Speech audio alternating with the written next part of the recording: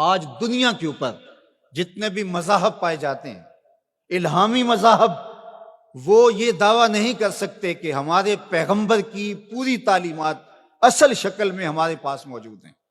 تغیر ہو چکا ہے، تبدیلی لائی جا چکی ہے، لیکن قرآن مجید اپنے اصل الفاظ کے ساتھ زیر و زبر کے تبدل کے بغیر صدیاں گزرنے کے بعد آج بھی اسی طرح موجود ہے۔ تو ان روشنیوں کے ہوتے ہوئے، ان اجالوں کے ہوتے ہوئے اگر ہم اندھیروں میں رہیں تو پھر ہمیں ان حالتوں کے اندر ڈال دیا جائے گا آج جس حالت کے اندر ہم موجود ہیں۔ اگر کسی کے پاس ہدایت کا نصاب موجود نہ ہو اور وہ بھٹک جائے تو اس کے بھٹکنے کا تو پھر بھی جواز ہوتا ہے کہ ان کے پاس کچھ تھا نہیں،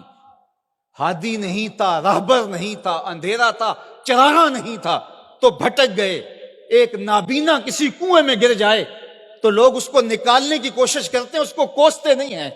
لیکن ایک انکھیارا کسی کنویں میں گر جائے، کسی گڑھے میں گر جائے تو لوگ اسے نکالنے کی بھی کوشش کرتے ہیں، اسے کوستے بھی ہیں۔ تیری آنکھیں نہیں تھی، تجھے اللہ نے چراغاں نہیں دیا تھا، تو پھر بھی گرا ہے۔ یار اگر کوئی اور گمراہ ہو جاتا ہے، اندھیروں میں بھٹک جاتا ہے، تو اس کی بات نہیں ہے حضور کا غلام ہو اندھیروں میں چلا جائے، اس لیے کہ تمہارے پاس قرآن موجود ہے، تمہارے پاس ہدایت کا چراغاں موجود ہے۔ اس کتاب کے ہوتے ہوئے تم کس طرح اندھیرے میں ڈوب سکتے ہو، کس طرح ظلمتوں کے سوداگر بن سکتے ہو، کس طرح تم فرقہ فرقہ ہو سکتے ہو، کس طرح تم تشدد اور تفریق کا شکار ہو سکتے ہو، کس طرح تم گروہ بندی کا شکار ہو سکتے ہو جب تمہارے پاس اللہ کی کتاب موجود ہے۔ اس کتاب سے جڑنے والے ہدایت کی راہوں کے مسافر ہوتے ہیں۔ اقبال نے جب شکوے کی زبان کھولی تو لہجہ بہت تلخ ہو گیا۔ اقبال پھوٹ پھوٹ کے رو رہا ہے، اپنے رب سے شکایت کر رہا ہے۔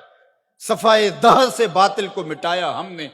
نو انسانی کو غلامی سے چھڑایا ہم نے، تیرے کعبے کو جبینوں سے بسایا ہم نے، تیرے قرآن کو سینوں سے لگایا ہم نے، پھر بھی ہم سے گلا ہے کہ وفادار نہیں،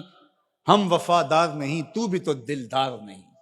کہا کہ مالک ہم نے کیا کیا نہیں کیا، جنگوں کی مصیبتیں سہی، تکلیفوں سے گزرے، اذیتیں سہی، تیرے نام پہ تلوار اٹھائی، جنگ و جدل کے بازار گرم ہوئے، ہم نے جگر پارے دیے شہادت کے لیے، لیکن آج وہی امت در در رسوا ہو رہی ہے، اسی امت کو کاٹا جا رہا ہے، اسی امت کے بچے ذبح کیے جا رہے ہیں، آج گلی گلی کشکول لیے ہم گھوم رہے ہیں، مالک ہمارے ساتھ یہ کیا ہو گیا؟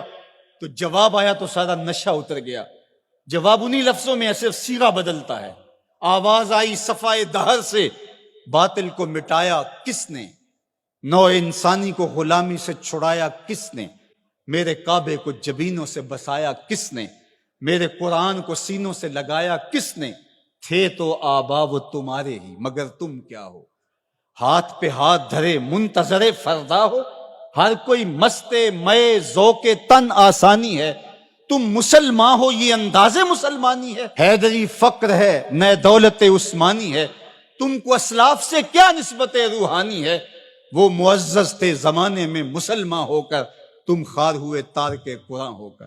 تمہاری پستی، ذلت، زبوحالی، نکبت، رسوائی کا سبب اس کتاب کے دامن کو چھوڑ دینا ہے۔ اتنی روشنیوں کے ہوتے ہوئے، اتنے اجالوں کے ہوتے ہوئے تم اگر در بدر بھٹک رہے ہو تو یہ تمہارا قصور ہے۔ یہ امت جن کو اللہ نے قرآن دیا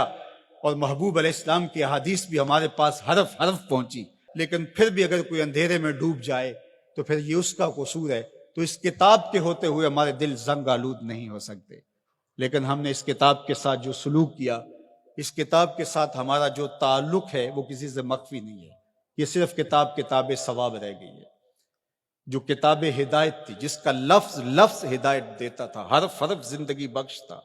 جس کی ایک ایک آیت ہمیں جینے کے اسلوب سکھاتی تھی، اس کتاب کو سینے سے لگا کر کے اور اپنے پیغمبر کی راہوں پہ چل کے ہم پوری دنیا کو اصول و ضوابط دینے تھے اور ان کو جینے کے ڈھب سکھانے تھے۔ کنتم خیر امت اخرجت للناس، فرمایا کہ تمہیں تو لوگوں کے لیے ہم نے نکالا تھا، تم نے تو کائنات کی رہنمائی کرنی تھی، تم تو زمانے کی قیادت کرنی تھی، لیکن آج ہے رسوا زمانے میں کلاہ لالا رنگ، جو سراپا نازتے ہیں آج مجبور نیاز، رو رہے ہیں آج وہ دشت جنوب پرور جہاں، رقص میں لیلا رہی لیلا کے پروانے رہے،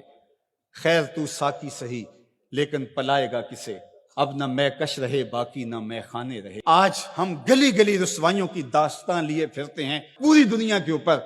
1 انچ جگہ بھی ایسی نہیں جہاں آتش و آہن برستا ہو اور وہ زمین کو فار کی ہو۔ جہاں بھی خون گرتا ہے نسب پوچھو تو وہ مسلمان کا خون ہو، وہ افغانستان میں ہو، وہ سیریا میں ہو، وہ یمن میں ہو، وہ عراق میں ہو، وہ کشمیر میں ہو، وہ القدس میں ہو۔